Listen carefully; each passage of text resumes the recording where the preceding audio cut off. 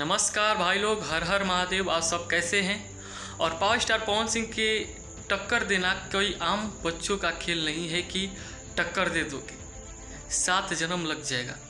और power star Pawan Singh क्या है भोजपुरी इंडस्ट्री के, तुम खुद सुन लो। सवाल है मेरे पवन भैया का, तो ये पवन सिंह बाद में है, सबसे पहले मेरे पिता समान है ये। और समझ में आया कि power star Pawan Singh Bhojpuri industry के क्या हैं। अभी उनका एक बवाल गाना आया है, मेरा रोजगार। पावर स्टार पवन सिंह का एक बवाल गाना आया है, मेरा रोजगार, जो पवन सिंह ऑफिशियल पे आया है।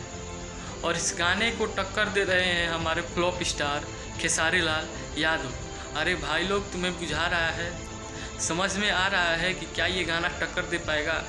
Back to back Khesari Lal का गाना फ्लॉप हो रहा है बोलबम का। जो कंपनी से गा रहे होंगे वो कंपनी भी घाटे में जा रही है। तो इतना समझ लो कि जो power star Pawan Singh record machine है, वो तुम्हारा छोटा मोटा कोई गायक नहीं हो सकता है। इतना याद रखो।